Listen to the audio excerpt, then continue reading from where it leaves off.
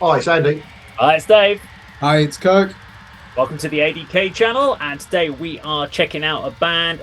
Kirk, do you want to introduce this band to this album? Is that because we've got to pronounce it in Latin? So we think the band is called Caedeous, and we're going to Jesus, yeah. pronounce this in Pidgin Latin as Malum Supplicium. Sounds about right. You can butcher us in the comments. They're Yeah. a Portuguese-based symphonic black metal band, and the album comes out on the 21st of April. Go for your review. You can take the lead on this one, Kirk.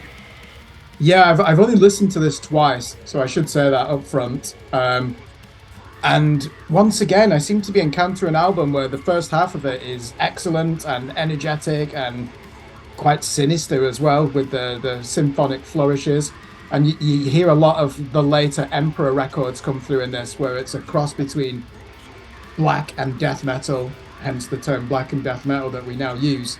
Really strong vocals as well, hissing at the microphone, frothing at the mouth, grotesque enjoyment that comes through in those vocals. I really liked the second song, Cruxus Inferni, straight into the dramatic black metal. And when I say dramatic, I mean every instrument playing at optimal levels of intensity to the point where they're like fighting each other in the mix. And the guitar, I think, does win in this one. It's really aggressive, the alternate picking of the guitar, especially some of the downward palm muting. The drums, I'm normally critical of black metal because I hate that neck roll sound that they have for the blast beats where you can't even hear the snares. They've just gone for the death metal blast beats here, like Morbid Angel, and that really serves them well, certainly in the first half of the record. I think track number 3, similar chaos as well, crunchy riffing, some really dramatic keyboard flourishes. I think they do dominate. It reminds me of a project that I reviewed 2 years ago from a Floridian musician, and he's called it Journey into Darkness. He does something similar. And there's also an Austrian black metal band called Minsk, who are very similar as well for that dramatic effect. Very sinister, though. There's nothing here that's pompous. Often you get that, don't you? Even Emperor are guilty of that. Nothing pompous here. Every note that they play has got a bloodlust to it, almost like the sharpening of a blade ready to slit someone's throat. Some really good sweep picking solos in that. Track number 4, Maledictio Anime. Yeah, again, that's the strangest song on it. It's got this weird chromatic pattern where the strings are following the guitars as well. And it reminds me of that Celtic Frost song, mention them. Ground, where the main chorus is the quote from the Bible, "Oh Father, why have you forsaken me?"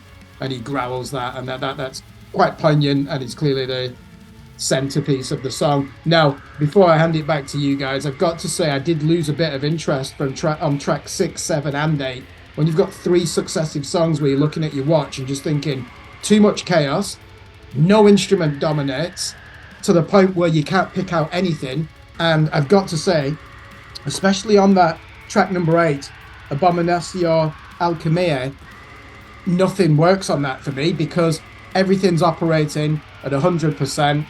The speed and intensity and aggression are just so high, you can't even get your head around it. You don't even know if there's a song structure to it. And it's only 3 minutes and 22 seconds. That's a problem. If I'm listening to a song that's less than 4 minutes, and after 2 listens, I still can't tell you anything about it. I just can't remember anything about it. It's almost like just listening to a vacuum hoover. Nothing happens in it. Well, no, too many things happen in it to the point where it just becomes oblivion, like an oblivion. They end it really well though on the title track, number 9. That's because they're playing more death metal motifs on the guitars. And again, it's one of the few times where the guitar really decides he's going to dominate on this. I do think the one song where they use the female mezzo-soprano doesn't work. They've just brought her in. They're playing this really aggressive song and she's doing these angelic vocals. Doesn't work for me. I don't think they've used her to the best of her ability. It turns out she's Welsh, by the way. If you go on Encyclopedia Metallum. So even though they're Lisbon-based. And the frontman, I'm familiar with his work in a band called Chest Crush. Scream Blast Repeat awarded them an 8 out of 10 on their 2021 debut EP. So there's some real pedigree here. And the drummer used to play in that Italian blackened sludge band Hierophant, who had an album out last year as well on Season of Mist. So seasoned musicians. I just think that I lost a bit of interest in that, between track 5, 6, 7, and it got back on track really towards the end. But excellent start. I don't know if it has too much repeat listening value, this. Okay, Andy. Um, well, symphonic black metal is absolutely perfect description for this. Says exactly what it is. And the opening sort of track with its church bells and spoken word and orchestral sort of music is really sets the scene for this album. Be interested in your view on this. Kirk mentioned that there was plenty of guitars, but to me, it's very, very keyboard driven. The guitars are almost secondary. There's a few leads, a few sort of single note harmonies throughout, but it's really keyboard driven, and the guitars, if they're there at all, are very sort of low in the mix and almost just providing a base for the music. The vocals I thought were fantastic, great variety there. I don't know if there's, again, other band members chipping in or guests, or whether it's just the one guy creating all these different tones and sounds with his voice, because I thought that was really good. Reminded me of Cradle of Filth at times, musically, certainly, not with the male vocals, but the mezzo-soprano, the girl who came in on Obscure Ascensiano, if that was right, I thought she was great. I really enjoyed that, sort of broke up the album, reminded me very much of Sarah Jezebel Devo, or with Cradle of Filth. I guess their class is the same type of vocalist. Strange what you said, Kirk, about the track 6, 7, 8 being almost redundant. When the first two listens to this, the way it was on my screen, because I had to select each track as rather than running through, I just had 1 to 5, and I thought I read somewhere it was an EP, maybe now correspondence. So I thought, yeah, I like this. This is good. And then I sort of accidentally saw there was more songs, and I was slightly disappointed by them as well. I mean, even the sort of title track was a little flat as well. But overall, I enjoyed it. And we mentioned sort of various locations around the planet as to where they come from and where various members are from. Mixed in Malum, Cambridgeshire, I read as well. Yeah, so, I saw that. Yeah. But yeah, enjoyed it. Okay. So yeah, my favourite type of music, black metal. You know how much I love listening to that. It's just there with Funeral Doom, really. Okay, let me get my bugbearing one off the case. Intro track, Scales ad Infernos. It's not a song, it's an intro. I can't see the point in them. I say this every time. Stick it onto the next song or just get rid of it. I don't like them. I just don't see the point. Who just puts that on to listen to? It talks about the third coming of the Antichrist and the perpetual obscurity of the world as we know it, or something like that. I started listening. I could actually hear that this guy sat in a bedroom and recorded this vocals. This was not a great sampled vocal effect. It sounded like someone who's done it over an old Commodore 64 role-playing game.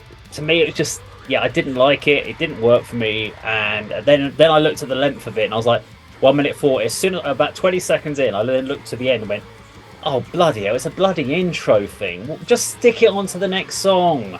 Make it a part of something." Anyway, that's my little bugbear. I'll talk about the rest of the EP now. Yeah, so Chris X was it Inferni? Yeah. Love the drums. I do love the drum sound of this album. I thought the drums sounded great. And that's not always the case with black metal. I find sometimes they get too tinny, they're too saturated. This had a really nice warm tone to it. Felt really good. At times I felt the vocals of the album got buried a little bit. And I think the synths way too high. Synths were way too high in this mix. Guitars, couldn't hear them half the time. They were buried behind the synths. So when Kirk, you said about the synth guitars, I was like, I couldn't even hear the guitars chugging half the time. Yeah. I was listening to them going, please tell me there's some guitars in here, because I can't hear them. Which I actually just think there was a whole issue in the mix where they just needed to scoop out that midsection and let some room go into it, because there was far too many things fighting with each other in that midsection. So we needed to get that low end higher, that high end, and then get some balance in it. And I think I'd have enjoyed the album a lot more with a slightly different mix to it. Saying that, there were some great tracks in there. For me, first track that I actually liked was track 5, Pandemonium. whatever it's called, yeah, Pandemonium. Pandemonium. It almost started with a new metal style of riff at the Yeah, beginning. I noticed I that. really liked. I was like, That was, yay! they did that in mono, didn't they, as well? And then it came in stereo. Yeah, I know. Like, yeah, they're doing new metal. Then it kind of went into a classic black metal, but I didn't mind that because I had my new metal fix. And then when the female vocal came in Obscura Ascensions, I really liked female vocals. I thought it worked really well in that track. Worked great, still intense, but I think the fact that the music was really intense and her vocals were not intense, and his vocals were intense, it all kind of actually worked really well. Like you guys, the next 2 tracks, I just wrote the words more black metal, nothing standing out. Yeah. Just there was nothing to them. It was just like every other black metal track that every other band tries to play, and there's nothing to it. Probably if you're in a pit, you don't care. You're just going on the vibe, the aggression, and you're just swinging arms. But it's something to listen to. Wasn't all that. And then the title track, I really liked how the song started. Some really interesting time changes, good balance in tone and energy. Wasn't a standout track for me, but I had a couple of tracks on there that I really enjoyed. And I think I'd have enjoyed it more if I could hear the actual guitars. Because I couldn't hear the guitars, I struggled. I kept hearing this really weird keyboard structure where they were trying to do these highlighting structures, but because it was so high up in the mix, it took over. And I didn't like that as much. It's very clogged up, the mix, isn't it? Especially towards the end of the album. And you're right, it's strange when you hear music like this and the keyboards are guiding all the modular changes as well in the music rather than guitars. It shouldn't be that high up in the mix. I don't know what quite happened. And then when you said you like the guitarist, I was thinking maybe it's my headphones have gone a bit funny, because I swear I had them clamped to my ears, and I'm like, I always listen to music through headphones rather than speakers, because you get a much better overall mix, but just didn't hear it. But there we go. Anyway, we need to score this then. So we score out of a 4 category: bin it, trade it, stream it, or of course buy it. Andy, over to you. What's your scores? Definite stream it. Like you, Dave, I'd have liked it even better if you could hear the riffs, hear the guitars. Despite it being driven and led by the keyboards, I still really enjoyed it. So yeah, stream it from me. So for me, there's definitely a couple of tracks I would definitely stream off this. However, a couple of tracks is not a full EP, and it's not even 50% of an EP. So for me, the album gets to trade it. I think there is a lot of people that would like this, but it's not something that I would actively go out and stream again. Kirk, over to you.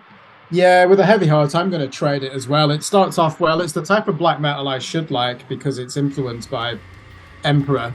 The mix is just all over the place here, isn't it? And yeah, it's too clogged up. And the fact that I'm having a listening experience where I'm writing off 3 tracks in a row as if it's like someone's just given me a bowl of rice to eat on its own. It's like, clearly I'm not going to be interested in that.